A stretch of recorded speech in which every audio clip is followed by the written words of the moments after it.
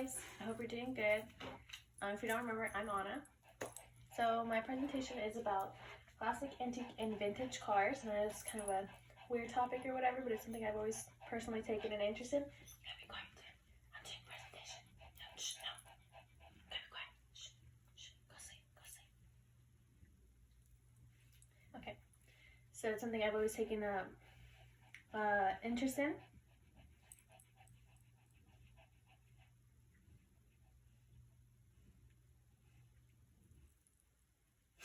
So classic, antique, and vintage cars, or cars in general, are something I've always taken an interest in since I was younger. So I've always watched like cars or movies with cars or shows or just stuff like that. I just thought it was really cool. So some movies or shows that I'm talking about would obviously be cars, because most of the cars that are in the movie replicate older classic vintage cars. So whenever I see them in the movie, I'm like, oh my god, that's this car, that's this car. And Herbie, it's one of my favorite movies. I love racing. I love races, watching races, classic cars. So this movie was perfect because it's about racing a classic car. And Full House, it doesn't really mention the car a lot, but in the intro they're driving through a classic car now, but then it was just a car. And I thought that was a really cool car, and so it just always stuck with me. So classic cars are basically classified as around 20 to 40 years old. Most of them that you'd recognize would be around like muscle cars. So they're considered collectible, and usually they're considered collectibles because the manufacturer wants them to be collectibles, so they only make a certain amount of those cars. And usually they're around as close as possible to the manufactured production, so they're not really modified, the engine's still pretty good, the interior's still pretty good, and the closer it is to the manufactured production, the more it is considered a classic car.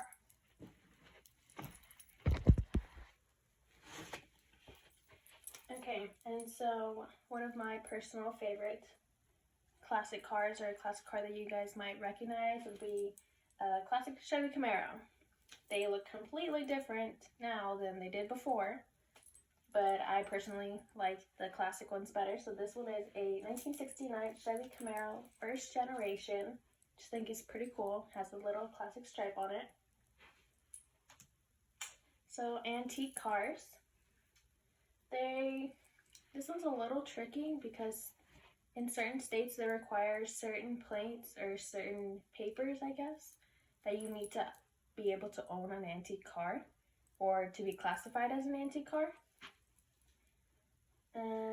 So they are typically over 40, 45 years old, and the most collectibles, they're not the most, but they're the most recognized, and they're usually the most collectible too, I guess, are the Ford Mustangs and the Dodge Chargers. Those are pretty classic cars that everybody usually knows. They're the sports cars, the fast cars, but they look completely different. With complete 360 on those cars, from classic cars or the antique cars into the modern day cars. So this one right here is a 1966 Shelby Mustang GT. Yeah. So on these, they usually have like the wider body, smaller wheels. They still have the same 2-door, smaller car frame. And lastly, vintage cars. I think these are personally the coolest because this is whenever cars started to become manufactured, and it was this brand new thing that was just like blew everybody. So they're usually called brass cars because the radiators and the headlights, or the headlight frames, were made out of brass, because that was just more accessible back then, I guess. So they're usually made from 1869 to 1970, which is a pretty long time ago if you ask me. So they're very rare, and they're the most sought out cars.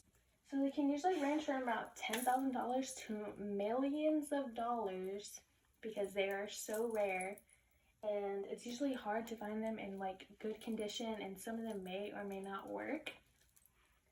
So yeah, and this one, it's the 1923 Ford Model T. That one's probably the most collectible or the most well-known vintage car. And this one is also in the Cars movie, which I thought was pretty cool. Whenever I saw that, I was like, oh my god. So some of my personal favorites, I love them. So this one is also in the Cars movie. It's a 1953 Hudson Hornet. So also like the sheriff in the town of Cars. This is my dream car. I'd love to own this car. It just makes me cry. Yeah, it's a, dang it, 1965 Shelby Cobra. These are around $40,000 to $60,000, and they're just, I just dream about them. And this one is also kind of similar to the Shelby Cobra. It's a 1960 Jaguar E-Type. They have around the same body, it's just a little bit different brand, but these are a little bit more sought after. And finally, the 1969 Dodge Charger Daytona. This one's also in the Cars movie. It was also one of the race cars in the movie. So yeah, personally, I just think they're really cool. Excuse my dog in the back. And these are some of the most expensive cars that are out, or the ones that are most sought after. And so this is a 1964 Ferrari 250. So this one sold for $19 million, which just blows my mind because I can't imagine buying a car for $19 million. This is an Alfa Romeo 8C Lego Spider. It's a 1939, which is pretty freaking cool. And this one sold for $21.323 million.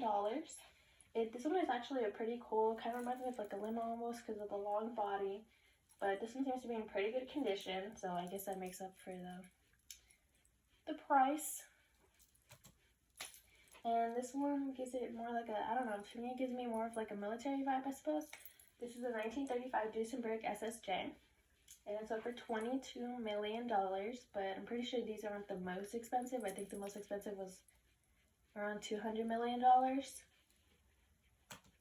And finally, older cars can be a great investment if you can afford them at the time because they're in good condition and they run. If they run, they are gold mines. They don't really depreciate unless they're in bad condition.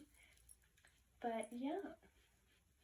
And I mean, they do require like maintenance and stuff like that, but I mean, how many people can say that they own a classic, antique, or vintage car? Not many people, and it's just, honestly, it's a really big flex. Okay, so I hope you guys are doing well again, and thanks for watching.